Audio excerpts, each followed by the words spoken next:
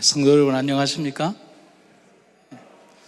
이번에 주제가로 정해져 있는 영광의 그날이 오면이라는 노래는 제가 정말 많이 들은 노래입니다. 영남 36에 교목으로 있을 때 제 사무실 옆에 다사랑교회라고 작은 예배당이 있고, 거기에 학생들이 와서 이제 점심시간이면 항상 찬양을 하는데, 아이들이 한 곡에 마음이 닿아서 꽂히면 그 노래만 부릅니다. 그런데 찬양팀들이 한 10팀 정도가 넘는데, 시간마다 와서 새 천사여 날개를 펼쳐라를 하는데 저는 바로 옆에 붙어 있거든요. 그 아이들이 한 2번씩 부르고 10팀이 부르면 저는 하루에 20번씩에서 한 30번씩을 한 달 내내, 그때 한 2달 정도 들은 것 같아요. 그래서 어느 날 아이들이 열심히 부르고 난 다음에 제 사무실 문을 열더니만은 목사님 이 노래 어때요? 라고 하길래 저도 모르게 그 천사는 아직도 안 갔니? 라고 그렇게 대답을 했습니다. 하도 새 천사가 날개를 펼쳐야 되는데 새 천사의 날개를 펼쳐라고만 얘기하고 가지를 않아서 그렇게 했던 것 같습니다. 그런데 오늘 이렇게 노래를 들으니 감회가 새롭습니다. 지금은, 그때는 말할 수 없었지만 지금은 말할 수 있는 이야기가 있습니다. 거진 25년 전 경남의 한 교회로 제가 사경회를 갔습니다. 목회자가 없는 교회였고 거의 그렇듯이 숙소는 교회에 딸린 도르가 방이었습니다. 통밀빵 공장을 하는 장로님이 아주 환영을 해주시고, 구불구불 산길을 따라가서 그 장로님의 집에 가서 아주 이른 저녁을 먹었습니다. 왜 이른 저녁이라고 하면 저녁 식사하러 갑시다 라고 하면서 2시 반에 저를 데리고 갔으니까요. 의미심장하게 저녁 식사를 먹자고 한 다음에, 제가 잘 먹고 난 다음에 장로님께서 저에게 조심스럽게 다가오더니만은 아주 의미심장한 이런 얘기를 하셨습니다. 목사님, 우리 교회에 오신 다른 모든 강사 목사님들은 영성을 위해서 저녁을 안 드신다고 하시던데 오 목사님은 어떻게 하시겠습니까?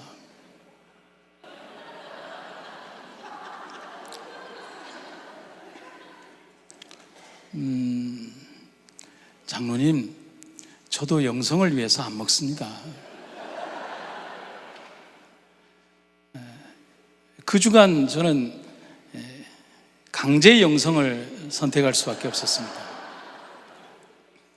저의 의지가 아닌 강제로 선택된 영성이었습니다. 은혜 충만할 줄 알았는데 한 주간을 지내고 나니까 금식과 영성은 별 상관이 없다는 사실을 체험적으로 알게 되었습니다. 근데 왜 그랬을까? 왜 장로님께서는 그런 말씀을 하셨을까? 거기에는 참 깊은 뜻과 은혜로운 뜻이 있었습니다. 산골 깊숙이 사는 교인들 집은 교회로 오는데 산골길을 한 40분 정도 오시는 집들이 많아요. 그리고 사경회를 하는 주간에는 눈이 오기도 하고 어떤 때는 왔다 갔다 하는 것이 거의 불가능했습니다. 그래서 언제부터인지 모르지만 아주 오래전에 이곳을 방문했던 목사님이 몇 군데 집을 방문하고 나니까 너무 미안했던 모양입니다. 그런데 식사를 안 먹는다라고 하면 그 교인들이 얼마나 미안할까. 그래서 목사님이 아마도 영성을 위해서라고 말씀하시고 나니까 은혜를 더 받았다는 겁니다. 그래서 그때부터 이 교회는 강사 목사님들은 저녁 식사를 안 하는 것으로 영성을 유지하는 것이라고 선택되었다는 겁니다. 그렇게 배고픈 한 주를 보냈지만 열심히 사시는 교인들의 모습은 정말 아름다웠습니다. 목사들이 따라가지 못하는 열정과 또 목사들이 정말 배워야 하는 그 교훈들이 그분들의 삶에 있었습니다. 저 교우님들에게 그런 얘기합니다. 솔직하게 목사의 믿음이 좋을까요? 교우의 믿음이 좋을까요? 교우님들은 목사님의 믿음이 좋다고 하지만 아니죠. 돈 받고 교회 오는 사람은 목사밖에 없습니다. 성도들은 자기들의 삶의 부분 조각들을 떼어내어서 삶을 바치고 교회를 옵니다. 우리의 삶에서 저는 많은 것들을 성도님들을 통해서 배웠고, 황당함과 배고픔이 있는 한 주였지만 지금 생각하면 가장 기억에 남는 한 주고, 강제로라도 경험이 없고 기도하지 않는 젊은 목사를 깨운 한 주였다라고 생각을 합니다. 여러분, PUC에 오셔서 많이 불편하시죠? 저는 한국만 생각하다가 저의 형님 같은 우리 목사님께서, 우리 박흥성 목사님께서, 목사님, 우리 오레곤에서 PUC까지 자가용 타고 재밌게 갑시다 라는 말에 속아서 13시간을 차를 타고 같이 왔습니다. 제 생각에는 목사님께서 혼자 오기 뭐 하니까 어디 어르스룩한 목사 하나 잡아서 데리고 온 것 같습니다. 그런데 너무 재밌었습니다. 그런데 그 오는 길의 여정이 이 오레곤뿐만 아니라 각 곳의 교우님들께서 8시간씩 10시간씩 아무리 가까워도 몇 시간씩에 걸쳐서 오신 겁니다. 잠자리도 불편하고 식사가 만족스러울 수 있겠습니까? 그런데 여러분, 말씀이 있지 않습니까? 역동하는 젊음이 있어요. 막 터져나가는 젊음들이 요즘 어디에 있습니까? 어제 저녁에 저 카페에 가보니까 역동하는 젊음이 있는데, 저는 여러분들에게도 젊음이 있다라고 말씀드립니다. 여러분들에게는 갈렙의 청춘이 있지 않습니까? 아멘이 이거밖에 안 나와요? 취소할까요? 여러분들에게는 갈렙의 청춘이 있지 않습니까? 여러분들이 선택한 이 한 주가 모든 편리함을 뒤로하고 오게 된 여정이지만 가장 행복한 시간임을 감사하시기를 간절히 바랍니다. 오늘은 남은 자 이야기의 두 번째 제목, 기억하라는 제목으로 말씀을 드리겠습니다. 16세기 스페인의 작가인 발타사르 그라시안이라는 예수의 신부 출신의 신부가 있었습니다. 그는 충실한 사제로 교회에 굉장히 충성했습니다. 출신 자체가 예수의 출신이니 그의 충성도는 말할 나위가 없습니다. 그런데 그는 글을 쓰는 작가였습니다. 글을 통해서 정말 많은 사람들에게 감동을 주었습니다. 그런데 교회의 허가 없이 책을 출간했다는 이유로 징계를 받고 교수직에서 해임을 당합니다. 그의 글이 그때 당시의 천주교의 사상이나 그런 일들에 반하는 내용이 담겨 있었던 모양입니다. 그때부터 감금과 감시에 시달려야 했습니다. 계속되는 처벌과 불이익으로 고통을 겪는 도중에 이 발타사르 신부는 1658년에 내가 예수회를 탈퇴하겠다라고 교황청에 서원을 올립니다. 하지만 그것은 기각이 됩니다. 그리고 그 해 57세의 나이로 의문이 남는 죽음을 맞이하게 됩니다. 그가 왜 죽었는지, 어떻게 죽었는지는 아무도 모릅니다. 그런데 그가 많은 글들 가운데에서 이 발타사르 신부가 남긴 아주 저명한 글이 있습니다. 기록은 기억을 남긴다라는 말입니다. 참 의미가 깊은 말입니다. 이 발타사르 신부의 이 말은 시사하는 바가 굉장히 큽니다. 사람의 기억력에는 한계가 있기에 그 한계를 보완하기 위해서 사람들은 기록하기 시작했습니다. 그러한 기록들이 모여서 시대가 되고 역사가 되는 겁니다. 그래서 역사란 주로 후일에 남길 목적으로 어떤 사실을 적는 행위가 기록, 역사의 첫 번째 의미다라고 하는 겁니다. 하나님도 구속의 역사에서 하나님의 백성들이 기억하고 있어야 될 사실들을 기록해서 우리에게 주셨습니다. 성경입니다. 이 글들은 우리의 나침판이기도 하고 생명의 길이기도 하며 우리의 생명의 양식이 되기도 합니다. 우주의 근본을 우리들에게 가르쳐 주시며 또한 하나님 자신의 속성을 우리들에게 가르쳐 주는 책입니다. 또한 그 기록은 마지막 구원의 날까지 잊지 말아야 할 가장 중요한 영적 자산이 되고 있습니다. 제가 그런 비유를 잘 하는데요, 하나님께서 온 우주와 이 당신의 품성의 속성을 보여주고 싶은데 이 인간의 이 의지의 한계, 이 생각의 한계, 그리고 지식의 한계, 이것에 어떻게 보여줄 수가 없잖아요. 그런데 하나님은 하실 수 있는 분이잖아요. 그래서 하나님의 거대한 손 위에 우주를 놓고 하나님께서 눌렀어요. 내가 보여주리라. 눌렀더니만 두께가 요만큼 된 거예요. 근데 너무 넓잖아요. 그래서 하나님께서 왼쪽 손에다가 우주를 딱 받치고 한쪽 손에서 이렇게 눌렀어요. 그랬더니만은 가로의 두께가 요만큼 된 겁니다. 그래서 너무 길잖아요. 그래서 하나님께서는 내가 너희들에게 분명코 보여주리라 하면서 그 긴 우주를 한쪽을 자기의 배에 딱 올려놓고 두 손으로 쭉 당기셨어요. 그리고 압축하고 압축하고 또 압축해서 우리 인간에게 우주 전체를 보여줄 수 있는 하나의 인간의 언어로 우리가 이해할 수 있고 우리가 들고 다닐 수 있으며 우리가 완벽하게 그 하나님과 함께 공존할 수 있는 한 권의 책을 주셨습니다. 성경입니다. 생각보다 아멘이 작아요. 하나님께서 우리에게 주신 이 성경 말씀이 바로 그렇다는 사실을 기억하시기를 간절히 바랍니다. 그래서 기록은 기억을 남긴다라는 발타자르는, 이 말을 한 발타자르는 우리에게 무엇을 말하고 싶었을까요? 그 당시에 교회에 반하는 인간 양심에 참된 교훈이었을 것이라고 저는 생각을 합니다. 절대적 권력에 맞서서 그가 말하자고 했던 것은 그들의 인간 양심에 하나님께서 말씀하시는 그 말씀들을 잊지 말라는 기별입니다. 우리가 꼭 기억해야 할 일들이 있습니다. 절대로 잊혀져서는 안 되는 중요한 진리와 진실.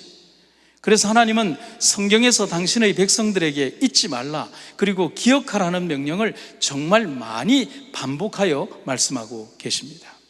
여러분, 기억하라는 명령이 반복되는 것은 잊어버리는 일이 많을 것임을 반어적으로 시사하는 겁니다.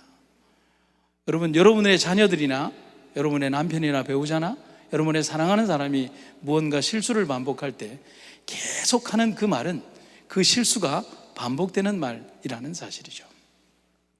그래서 잠언 기자는 이렇게 말하죠. 내 가르침을 잊지 말고 그것에서 떠나지 말라는 권면을 하고 있습니다. 이스라엘의 역사는 하나님의 직접적인 인도하심의 역사였지만 백성들 삶을 이렇게 뚜렷이 들여다보면 망각의 역사라고 할 수 있습니다.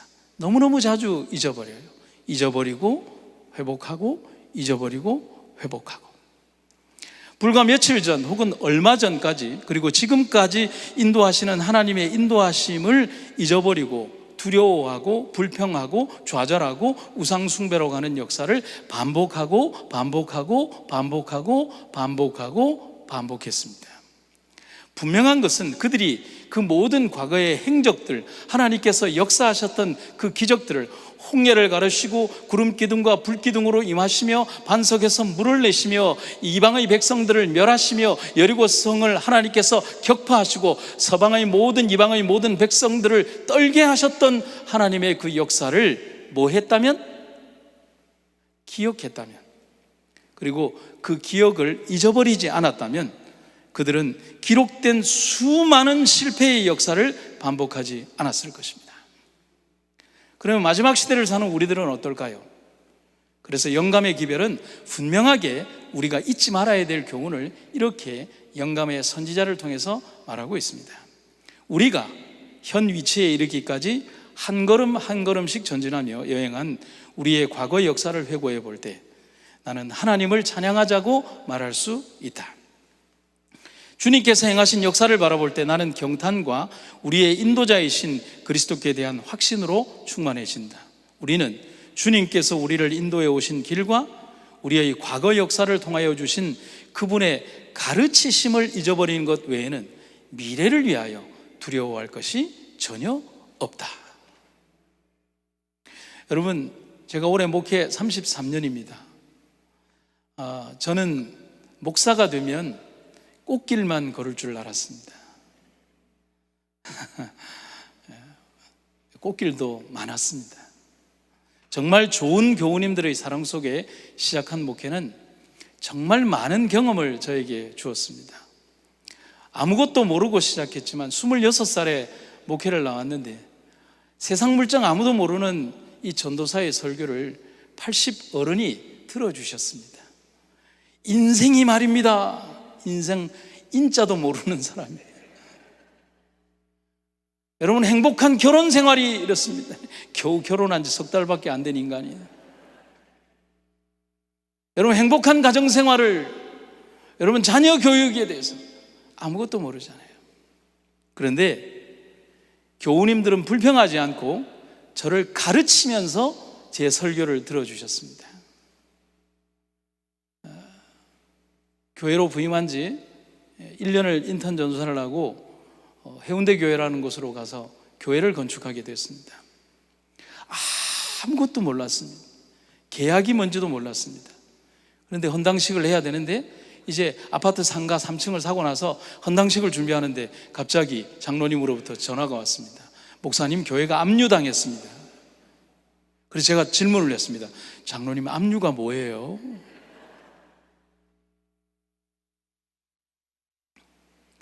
아무것도 모르니 그렇게 당한 겁니다. 어떻게 해결을 해야 될까요? 해결할 방법이 없었어요. 조합 아파트인데 조합장이 세금을 안 내고 그렇게 도망을 간 겁니다. 등기 이전이 안 된 그 건물이 교회 건물밖에 없으니까, 상가 건물밖에 없으니까 이 채권자들이 교회에다 압류를 건 겁니다. 구청에 갔습니다. 풀 수 있는 방법이 없나요? 돈 5억만 가져오면 된다고 합니다. 그 건물이 3억이었어요. 풀 수 있는 방법도 없고 그 어떤 조합장들이나 조합원들도 책임을 지지 않습니다 라고 하는 겁니다. 사표를 썼습니다. 해결하실 수 있는 분은 하나님밖에 없잖아요. 사표 썼습니다. 그리고 출근했습니다. 구청으로. 압류 담당자 앞에서 가만히 앉아 있었습니다. 목사님 왜 오셨어요? 갈 데가 없어서요.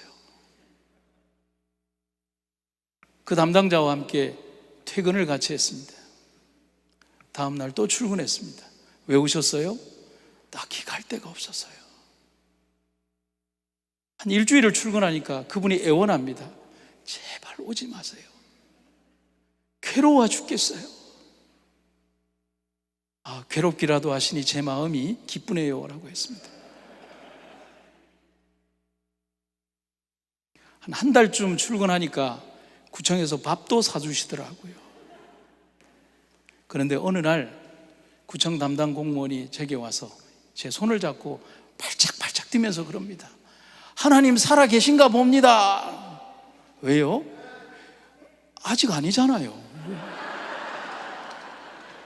제가 뭐라고 얘기했는데. 하나님 살아 계신가 봅니다. 그 조합장이 대뜸 찾아와서 자기의 아파트 팔아서 압류를 해제하고 갔습니다. 아멘 하세요. 네. 네. 하나님이 해결하신 겁니다. 그런 목회를 했습니다. 그 교회를 마무리하고 경북 봉화의 깊은 춘향이라는 곳으로 목회를 날아갔습니다. 너무 깊은 곳으로 들어가다 보니까 이사하기 전날 밤 선배 목사님께서 전화를 하셨습니다. 목사, 뭐 잘못한 일 있나? 네가 와 글로 가는데. 그게 젊은 목사에게 할 전화는 아니잖아요. 거기에 가니까 너무 좋았습니다. 방문 가면 고사리 뜯고 제가 담당한 교회가 7교회인데 교인 수가 600명이었습니다. 합회에서 침례자가 안 나와서 저게 막 뭐라고 하면 제가 이제는 짬밥 좀 됐다고 그래 얘기합니다. 저 화나게 하면 우리 교인들 다 됐고 동정안으로 투항해버릴 겁니다 라고 했습니다. 정말 많은 경험을 했습니다. 31살에 주례를 섰습니다. 신랑이 34살이었습니다.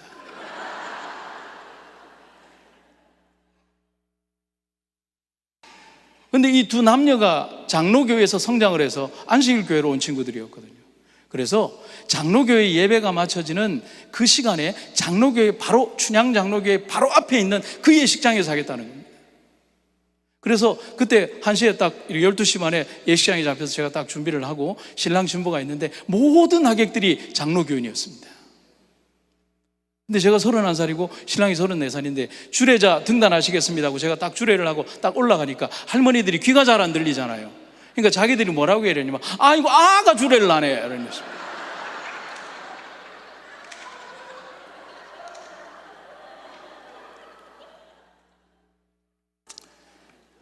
수많은 일들, 눈물겨운 수많은 일들, 기쁜 일들, 아픈 일들이 있었고 즐거운 일들, 행복한 일들도 있었습니다. 7년 동안 100건이 넘는 장례를 치렀습니다. 헤아려 보니 120건 정도의 장례를 치렀습니다. 동료 목사들이 저에게 고생했다고 하지 않고 너는 저승사자라고.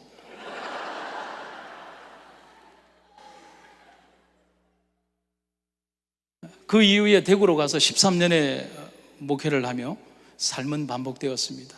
실수하고 눈물 흘리고 또 하나님 은혜로 살고 또 교우님과 때로는 오해 관계 속에서 그 오해를 풀어가며 살고 억울함이 넘칠 때도 있었고 기쁨이 넘칠 때도 있었고 그렇게 33년의 세월을 살았습니다. 돌이켜보면 제가 산 것이 아니었습니다. 하나님이 매 인생의 라운드마다 함께 계셨습니다. 그리고 견디게 하셨고 이기게 하셨습니다. 이 이야기는 저의 이야기가 아니라 여러분들 인생의 이야기이기도 합니다. 지나온 날들을 기억하시기를 간절히 바랍니다. 오늘 두 가지의 주제를 드리면 첫 번째는 인간의 역사가 망각의 역사는 범죄의 역사라고 할 수가 있습니다. 사사기 시대의 심각한 범죄를 성경은 이렇게 기록하고 있습니다. 이스라엘 백성은 그들의 하나님 여호와를 잊어버리고 바알과 아세라 우상을 섬겨 여호와께 범죄하였다. 여기에 보면 빨간색 두 글씨를 보면 이어지죠. 여호와를 잊어버리고 여호와께 범죄하였다. 하나님은 당신의 피조물들에게 지켜야 할 법칙과 학급과 법칙은 물론 유지되고 준수되어야 할 모든 원리들에 대해서 모든 것을 가르치시고 교육하셨습니다. 인류의 조상인 아담과 하와에게 하신 첫 번째 명령에서도 보면 창조 이후에 그들에게 아주 상세히 첫 인류의 사명과 생애 그리고 원칙들을 설명하시면서 특별히 에덴 동산 중앙에 있는 두 나무에 대한 분명한 가르침을 교육하고 다짐하셨습니다. 모르지 않았다는 겁니다. 그런데 아담과 하와는 이 약속을 어기게 됩니다. 여러분 아까 말씀드렸죠? 가르치지 않은 게 아닙니다. 배우지 않은 게 아닙니다. 모르는 것도 아닙니다. 간과한 것입니다. 소홀히 한 것입니다. 자신의 생각이나 판단을 더 의지한 것입니다.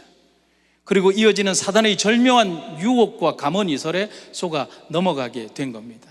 사단은 인간 내면의 아주 작은 틈을 절대로 놓치지 않습니다.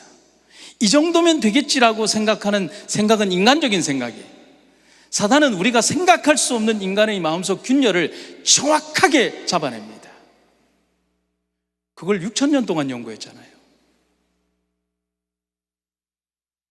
그리고 이스라엘 백성들의 역사 속에서도 보면 사단은 아주 성실한 일꾼으로 등장합니다. 특히 광야에서 보여준 이스라엘 백성들이 보여준 그들의 반복되고 계속되는 불평과 불만, 하나님과 모세에 대한 반역적인 행동들은 그들이 하나님의 존재를 모르는 자들이 아니라 하나님의 역사와 기적을 간과하고 잊어버렸기 때문이라는 겁니다. 여러분 왜 간과하고 잊어버렸냐면 불과 3일 전에 홍해 바닷가를 가르고 왔는데 3일 뒤에 불평합니다. 간과한 거잖아요. 광야의 이야기를 보면 불과 3일 전에 그 이야기를 볼 수가 있습니다. 얼마나 무섭고 황당한 일일까요? 여러분 우리에게 질문하면 우리는 안 그럴까요? 여러분과 우리의 신앙생애는 안 그럽니까? 망각은 그렇게 무서운 것입니다. 그래서 실존주의 철학자 니체는 망각에 대해서 아주 의미심장한 이런 말을 합니다. 잘 보십시오. 망각하는 자는 복이 있나니 자신의 실수조차 있기 때문이라. 여러분 이 망각이 좋다는 말입니까? 아닙니다. 실패의 기억은 앞으로의 다른 실수를 반복하지 않는 주요한 경험이 돼야 합니다. 여러분 제가 어제와 오늘 좀 다르지 않습니까? 어제는 막 이렇게 왔다 갔다. 근데 제가 제 영상을 보니까 정신이 없더라고요. 그래서 저희 집사람에게 내가 좀 왔다 갔다 하고 좀 정신이 없지 않더냐 그러면 부인이 저에게 좀 용기를 줘야 되는데 좀 많이 그렇지.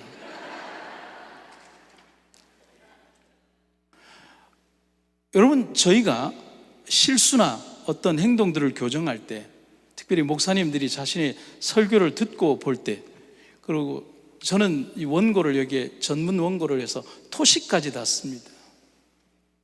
그렇게 하는 이유는 실수하지 않기 위해서 그렇습니다.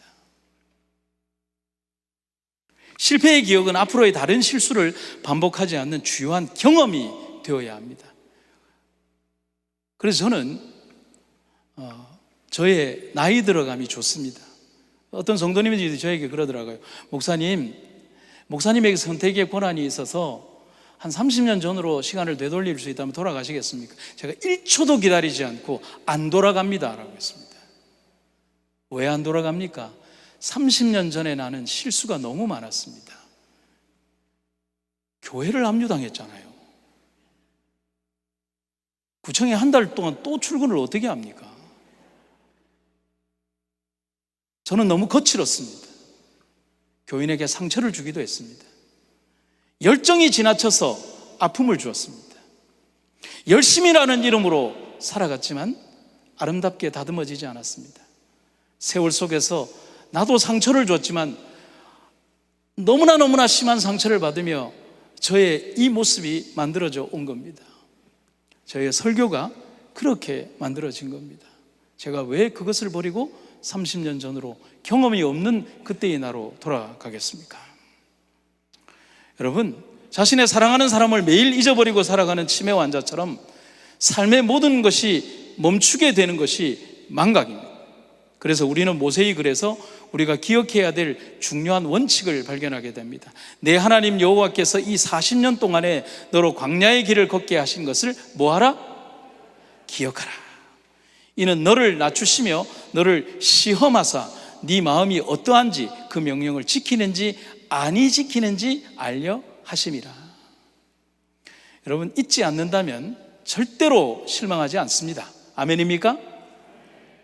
또한 기억한다면 절대로 유혹에 지지 않습니다. 실패하고 넘어지는 이유는 그들의 기억 속에서 하나님을 잊어버렸기 때문입니다. 그래서 하나님께서 우리에게 율법을 주신 이유는 하나님과 당신과 인간과 당신이 구원의 관계를 맺도록 하기 위하여 우리에게 율법이라고 하는 정말 좋은 하나님과의 관계의 끈을 우리들에게 주셨다는 사실인 겁니다. 우리를 속박하거나 강제적으로 순종시키기 위하여 그렇게 한 게 아니라는 겁니다. 그래서 하나님이 우리에게 율법과 계명을 주신 이유는 그것은 율법의 목적은 기억하라는 겁니다. 누구를요? 하나님을 기억하라는 겁니다. 이스라엘 백성을 율법의 수호자로 세우신 이유가 그겁니다. 마지막 시대 남은 우리의 사명을 지닌 백성으로 우리를 세우신 이유도 그것입니다. 우리에게 주신 거룩한 하나님의 말씀과 그 계명을 수호하고 무너진 데를 수보하고 그리고 하나님의 말씀의 정도를 지켜나가며 무너지는 세상 속에서 빛이 되라고 우리들에게 말씀하시는 것입니다. 여러분, 제 동창이 있는데 공부를 꽤 잘하는 동창이 있었습니다. 교회를 같이 다녔고요. 대학교에 가면서 그 친구가 법대를 갔습니다. 좋은 대학에 가더니만은 이 친구가 좀 자유적인 사상에 이렇게 물들면서 예수님을 믿지 않는 겁니다. 그러더니만 어느 날 저에게 남산으로 올라오라고 그러는 겁니다. 여러분, 서울 남산에 가면 제일 많이 보이는 게 뭘까요? 붉은색 십자가입니다. 정말 많아요. 정말 많아요. 물론 지금은 네온 사인이나 어떤 이런 등불들이 많지만 개수로 따진다면 정말 붉은색 십자가가 많습니다. 저는 인지를 못하고 있었는데 그 친구가 저에게 이런 얘기를 합니다. 호철아, 내가 예수를 안 믿는 이유가 뭔지 아니? 뭐냐니까. 봐라, 세상을 좀 봐라. 십자가가 이렇게 많은데 세상이 요 모양 요 꼴이다. 너 나한테 대답 한번 해봐라. 여러분, 이런 때 대답 잘해야 합니다. 그런데 지혜가 나오잖아요. 그래서 하나님께 기도했습니다. 하나님, 대답을 좀 주십시오. 그랬더니만 성광처럼 저에게 대답이 지나갔습니다. 이런 때는 좀 배심을 주고 힘있게 대답해야 됩니다. 야, 이놈아, 이게 얼마나 좋은 거냐? 생각을 해봐라. 저 붉은색 십자가가 전부 다 나이트클럽이고 캬바레고 술집이고 바고 요정이라면 세상이 어떻겠느냐? 그래도 저 정도 십자가가 있으니까 세상이 요 정도 유지되는 거다. 아니야? 박수 한번 치세요.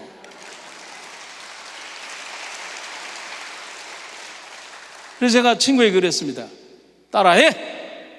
여러분들이 친구가 되신 겁니다. 따라해. 그걸 따라하라는 건 아니고, 너 따라해. 세상은 너 그거 아닙니다. 잘못했어. 교회는 냉장고다. 냉동고가 아니다. 왜 냉장고냐면 냉동고에 넣으면 모든 것이 멈추잖아요. 그런데 교회가 냉장고라는 말은 세상의 부패를 그래도 최대한 늦추는 게 냉장고잖아요. 생물의 부패를 최대한 늦추는 게 냉장고잖아요. 그러나 냉동고는 아니에요. 그 친구가 믿음을 회복했습니다. 율법의 목적은 기억하게 하라는 것처럼 하나님께서는 이 마지막 시대에 잊혀지고 희석되며 희미해져가는 우리의 본연적인 기별과 말씀, 그리고 율법을 세우는 사명을 우리에게 주셨습니다. 하나님께서 당신의 뜻에 관한 지식을 세상에 나타내시기 위하여 한 백성을 축복하시고 번성하게 하사 지상에서 강대한 국가가 되게 하시기로 약속하고 그 백성들을 당신의 율법의 수호자로 삼으시고자 하셨다. 그런데 사단은 바로 이 백성들의 마음에서 하나님께 대한 기억을 뭐 할 목적으로?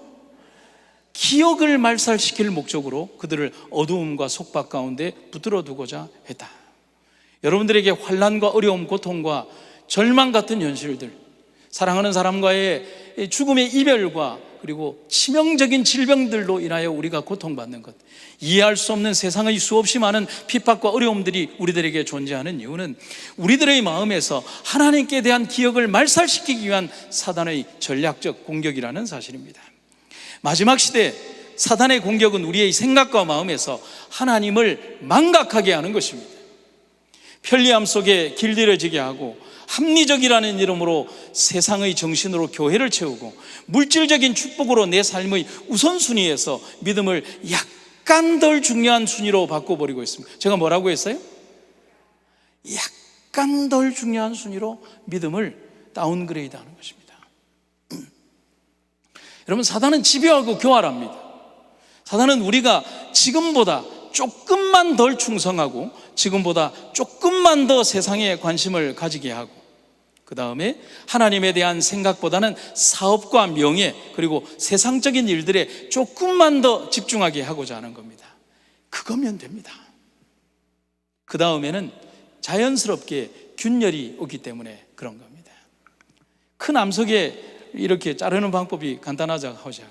억지로 이 쇠로 정을 박는 경우도 있지만은 이렇게 구멍을 몇 개 뚝뚝뚝뚝 해놓은 다음에 거기에 물풀의 나무 같은 것을 탁탁탁탁 꽂은 다음에 해가 바짝 비출 때 거기에 물을 쭉 뿌려놓으면 물풀의 나무가 쭉 늘어나면서 바위를 쩍 갈라버린다는 겁니다. 간단해요. 여러분 한번 따라해 보시겠습니까? 제가 우리 교우님들에게 아주 자주 하는 표현인데 여러분들에게도 한번 해보겠습니다. 조금만 비겁하면 세상은 참 편하다. 맞나요? 왜? 그래요. 조금만 비겁하면 세상 살기 참 편합니다. 조금만 비겁하면 믿음 생활하기도 참 편합니다. 거룩한 부담감 그따위 거 다 필요 없습니다. 그냥 조금만 비겁하게 살면 됩니다. 그러나 그렇게 살아서야 되겠습니까? 요셉을 한번 떠올려 봅니다. 요셉이 견뎌야 했던 13년은 치욕과 모욕과 수치와 억울함의 시간이었습니다. 그런데 요셉이 견뎌야 했던 13년의 치욕은 다른 사람들과는 좀 달라요. 거기에 뭐가 첨가됐냐면 성폭행범이라는 우리가 상상할 수 없는, 그저 칼에 죽는 것은 명예롭고 좋은데 그것은 우리가 받아들일 수 없는 거잖아요.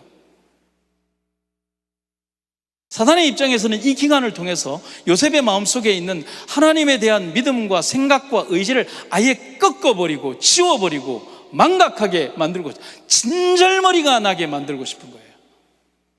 하지만 요셉은 잊지 않았습니다. 기억했습니다. 그래서 그는 13년의 그 시간을 지나고 당당하게 승리자로 애굽의 왕 앞에 설 수 있었습니다. 그것이 하나님의 목적이었습니다.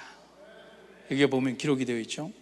요셉이 그 형들에게 의해서 팔려서 이 상인들에게 팔려갈 때의 장면을 영감의 기별이 이렇게 표현했는데 너무 좋은 장면입니다.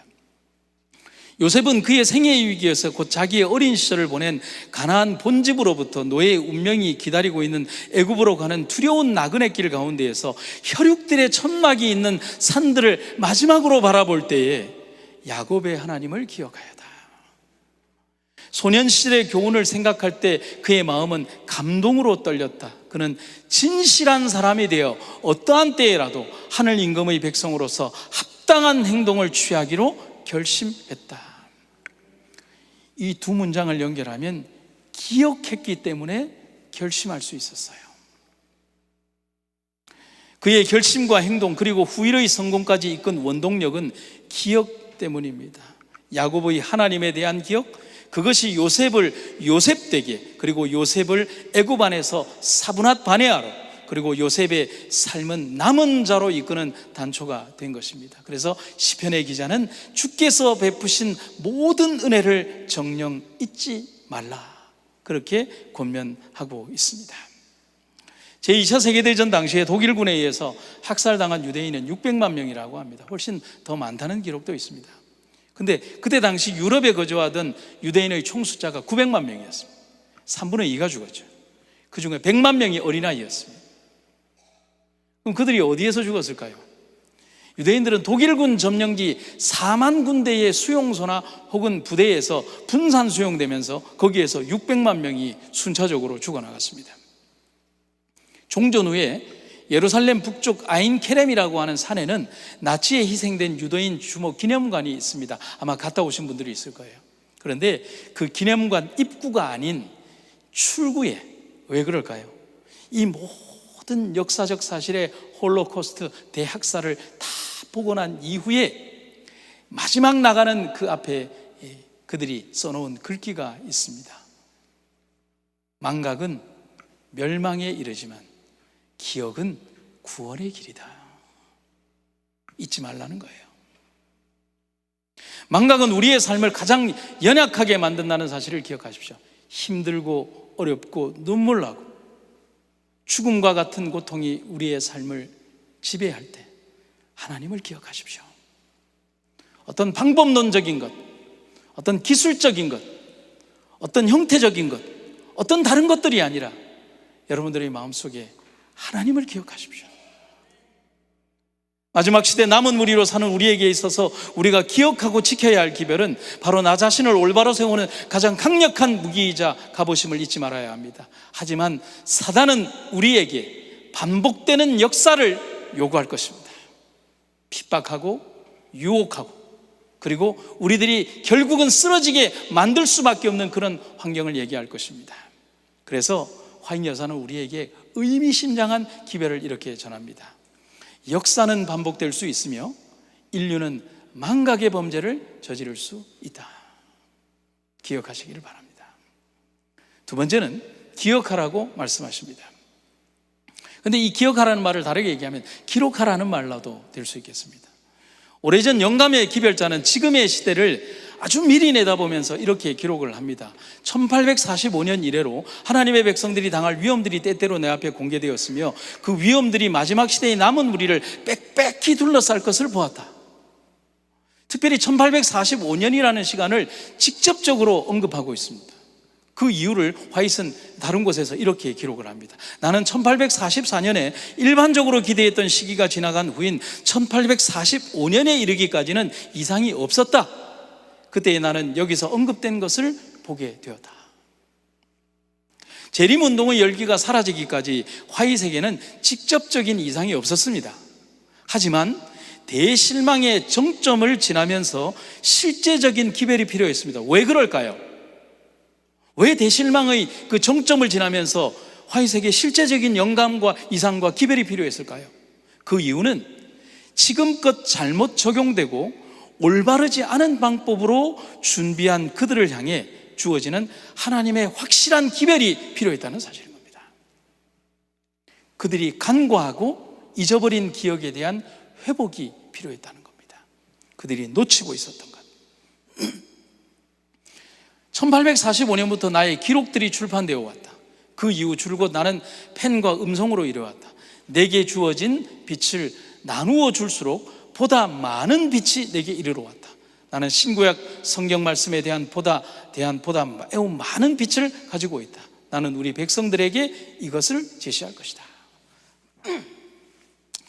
엘렌 화이트의 삶을 아주 짧게 조명해 보면 1844년 12월에 첫 번째 이상을 봅니다. 그리고 2월에 이상을 전합니다. 그리고 둘째 이상을 보는데 그 내용은 첫 번째 이상을 전하라는 기별이었습니다. 그것을 2월 달에 전하게 됩니다. 그리고 1845년 여름에 이르러서는 저수를 하라는 명령의 이상을 또 받습니다. 그런데 이 저수를 하라는 것은 뭐 하라는 거예요? 기록하라. 다르게 이야기하면 뭐 하라? 기억하라는 겁니다. 그런데 그때 당시 이 명령을 받았을 때 화인 여사는 손이 떨려서 글을 쓸 수가 없었습니다. 그 이후 1846년에 데이스타시의 첫 번째 이상을 기고하게 됩니다. 기록하게 됩니다. 하나님께서 1845년 이래로 한 여인을 택하고 영감의 기별을 기록하게 하신 것은 이 땅에 존재하며 살아가야 할 하나님의 백성들이 당면해야 할 위험들을 이미 미리 보셨기 때문에 그렇게 하셨다는 것입니다. 여러분, 하나님께서 노아를 통하여 몇 년 전에 기별을 주셨습니까? 120년 전에요. 그래서 저는 성도님들에게 그런 얘기를 합니다. 노아의 기별은 120년을 앞서간 기별이라. 아멘입니까? 하나님의 기별은 우리의 생각의 너머를 보고 계신 겁니다.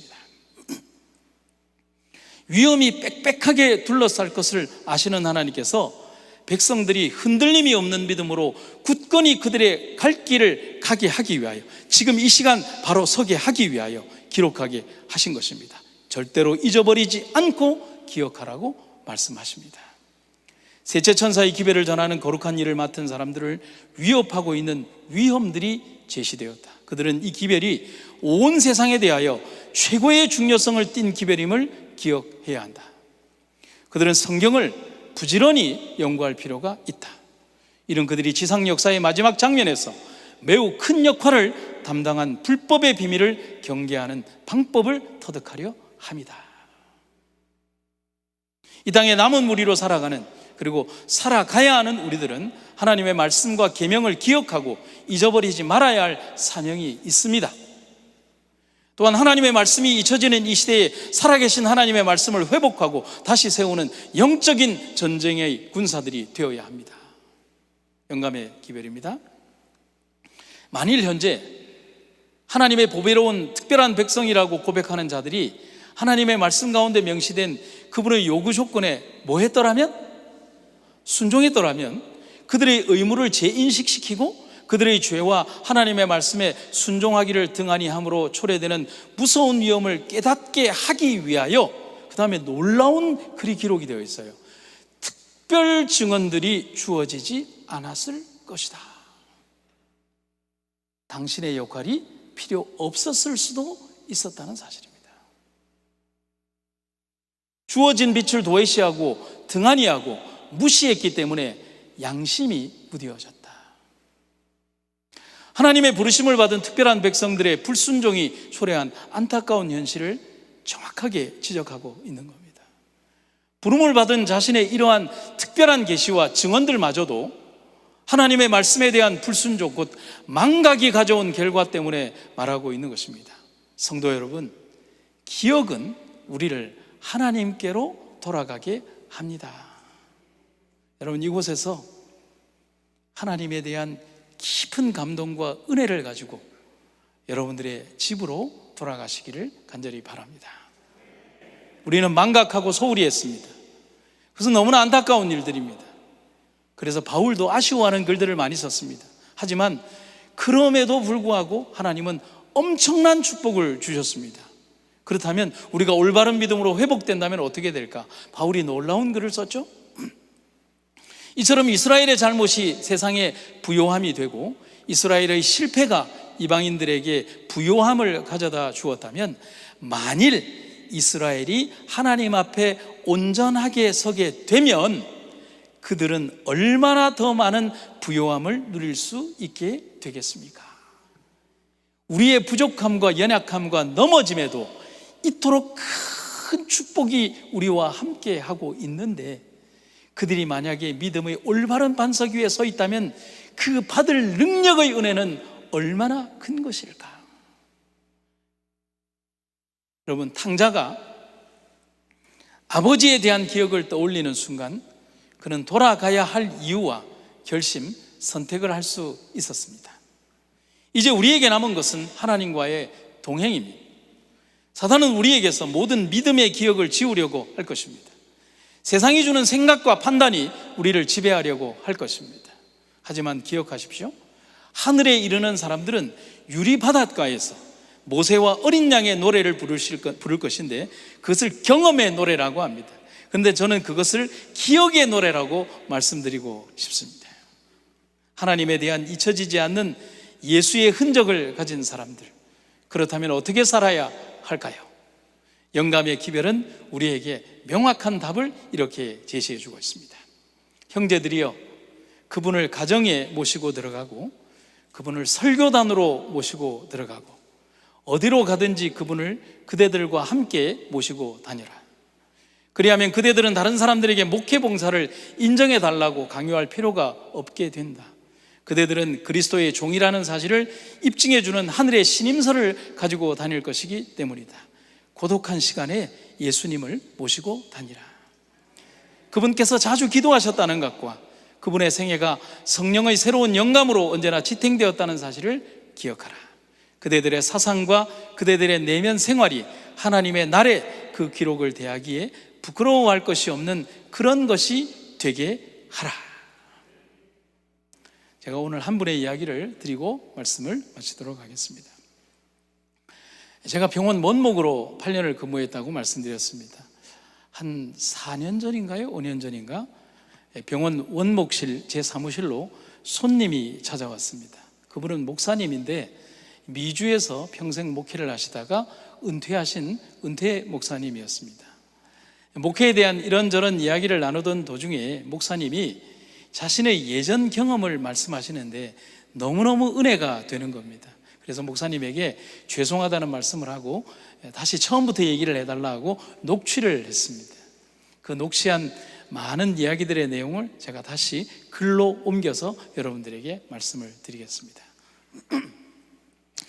제 사무실을 찾아온 목사님은 거신 40여 년 전 30살의 젊은 나이에 캐나다 토론토 교회에 부임하게 되었다고 합니다. 그런데 그때 당시 교회가 참 어려웠다고 합니다. 교회가 어떤 문제로 다툼이 참 많았다고 합니다. 갓 부임한 젊은 목사님이 감당하기 너무 어려웠다고 합니다. 어떻게 할 수가 없었어요. 그런데 정말 다행히게도 성경 연구반에 12명의 초신자들이 있었는데 초신자들이 최고였다고 합니다. 분위기가 너무 좋았대요.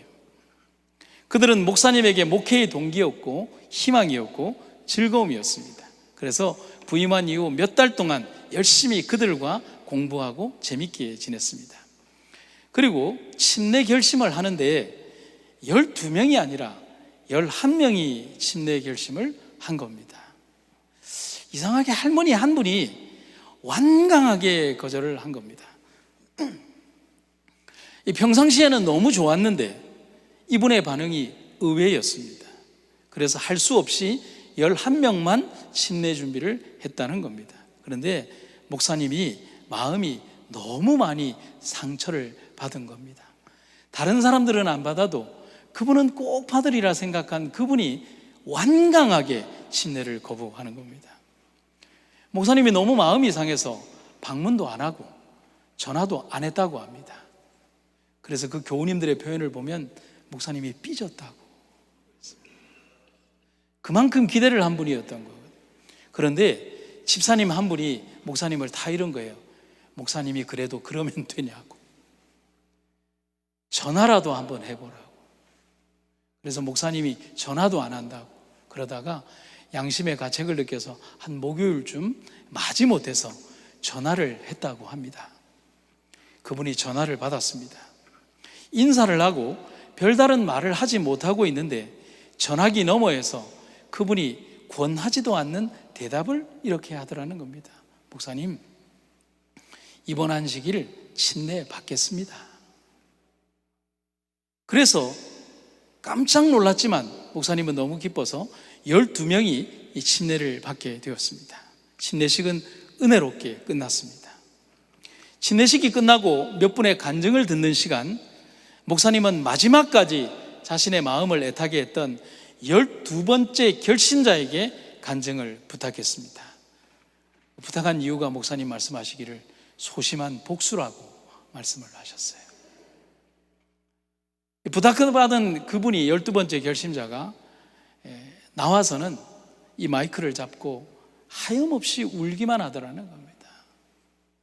한참을 울고 난 다음에 그분이 이렇게 간증을 시작했다고 합니다.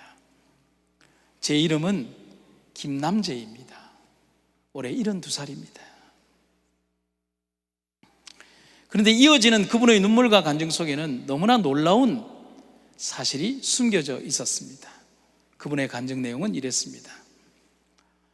그녀는 4개월 전 토론토에 사는 두 딸이 초청을 해서 카나다로 오게 되었다는 겁니다. 그래서 주중에는 작은 딸 집에서 지내고 버스 타는 법을 배워서 주말에는 큰 딸 집에 가서 주말을 지내고 오는데 3개월 전 어느 토요일에 버스를 타고 가는데 창밖으로 스치듯 토론토 제7일 안식일 예수 재림교회가 보였다는 겁니다. 여러분, 버스가 지나가면서 보이는 게 뭐 이렇게 스치듯 지나가잖아요.